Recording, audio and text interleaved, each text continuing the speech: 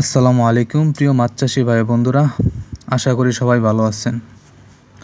আপনাদের সবাইকে স্বাগতম জানাচ্ছি আজকে নতুন মাছ চাষ বিষয়ক ভিডিওতে। প্রিয় মাছ চাষি ভাই বন্ধুরা, আজকে আমরা কথা বলবো আমাদের দেশের অত্যন্ত জনপ্রিয় এবং বহুল চাষযোগ্য একটি মাছ, তা হলো কাতলা মাছ নিয়ে। আপনি যদি পুকুরে মাছ চাষ করে ভালো ফলন পেতে চান, তাহলে কাতলা মাছ হতে পারে আপনার পুকুরের অন্যতম গুরুত্বপূর্ণ মাছ। আর সেই কাতলা মাছের সুস্থ সবল ও মানসম্মত পোনা আমাদের হ্যাচারি থেকে আমরা বিক্রি করছি। আপনারা যারা পুকুরে নতুন করে মাছ চাষ শুরু করতে চাচ্ছেন অথবা পুরনো পুকুরে নতুন করে পোনা ছাড়তে চান, আজকের ভিডিওটি তাদের জন্য অত্যন্ত গুরুত্বপূর্ণ। কাতলা মাছ আমাদের দেশের পরিচিত কার্প জাতীয় মাছ। এটি দ্রুত বৃদ্ধি পেতে পারে এবং উপযুক্ত পরিবেশ ও ভালো মানের পোনা, সঠিক খাবার ও নিয়মিত পরিচর্যা নিশ্চিত করলে ভালো উৎপাদন পাওয়া সম্ভব।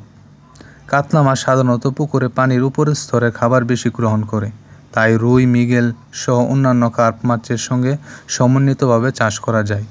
অর্থাৎ একই পুকুরে বিভিন্ন স্তরের খাবার গ্রহণকারী মাছ চাষ করলে পুকুরের প্রাকৃতিক খাদ্যের সর্বোচ্চ ব্যবহার করা সম্ভব হয়।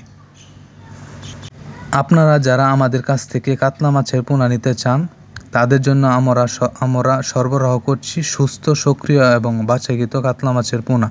যে কোনো সাইজের মাছের পোনা রয়েছে আমাদের কাছে। আপনারা স্ক্রিনে দেখতেই পাচ্ছেন পানিতে পোনাগুলো কতটা সক্রিয়ভাবে চলাফেরা করছে। মাছ চাষি ভাই, পোনা কেনার সময় শুধু দাম দেখবেন না, কারণ কম দামে পোনা কিনে যদি পোনার মৃত্যু হার বেশি হয়, তাহলে শেষ পর্যন্ত আপনার খরচই বেড়ে যেতে পারে। ভালো পোনা হচ্ছে মাছ চাষের সফলতার প্রথম ধাপ। কাতলা মাছ চাষের ক্ষেত্রে প্রথমে পুকুরের আগাছা পরিষ্কার করতে হবে। অতিরিক্ত কচুরিপানা বা জলজ আগাছা থাকলে সেগুলো সরিয়ে ফেলতে হবে। পুকুরে যদি অতিরিক্ত পলি বা পচা জৈব পদার্থ থাকে, তাহলে প্রয়োজন অনুযায়ী তা ব্যবস্থা করতে হবে।